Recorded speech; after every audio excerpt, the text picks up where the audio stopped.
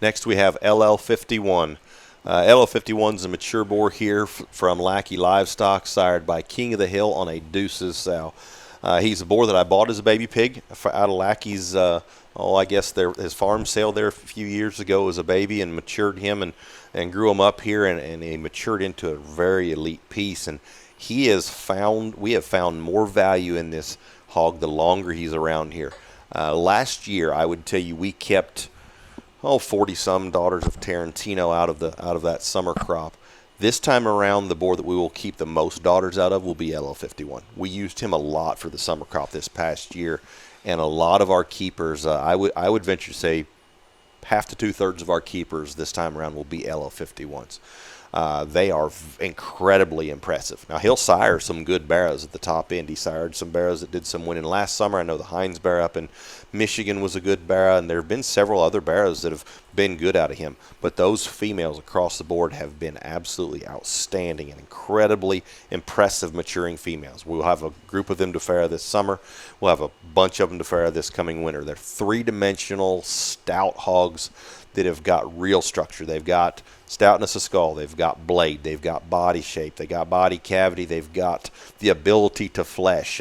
They're hogs that are truly opened up and have the ability to flesh, which I know that we don't talk about that a lot, but I think that is a high-quality trait that's still very important to be able to have, especially in a time where we're struggling to get hogs to consume feed and grow as they mature. This hog's going to add some of that internal body cavity through those sows, and we're very excited. I know I'm very excited to see what we can accomplish with a set of daughters out of him. We've had a couple individual daughters that have done a nice job, but this will be the first time we've had a set of daughters to breed to him, and we will.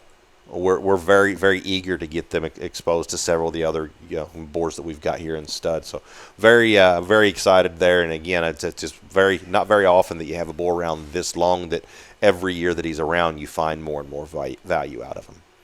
Well, as a boar stud, I mean, you just wish that every mature boar you have looks like this. I mean, it's just uncanny when that one hits the grass. They don't look like this every day as mature boars, and maybe that's why he has had the longevity in the boar pen as he has, and then we just got, I guess we finally got smart enough to start using him and really opening up the sow herd to him. And I'll tell you, watching him and those daughters, I guess I think he's so similar to Tarantino, but he's going to give you a little more of those far-reaching pieces. He's going to make him a little more rugged, a little stouter, a little more muscle, but still keep that pliability and that center cage and that looseness of skeleton and just the proportionality that this boar has. It's been awesome to follow, the sow herd after Tarantino, follow with LL51. And when Mike says he's got 45 or 50 of those, that's an absolute fact. We've sold a handful in our latest bred gilt sale that was very well received. There's going to be a handful more that we start to offer. And they're just good kind of females that as they come to the farrowing house, we're seeing that they're going to be very very respectable there as well. And this hog is going to help you make those good market hogs as well. We talk a lot about females and moving the sow herd, but this hog is going to make those elevated, stout, rugged kind of show bearers.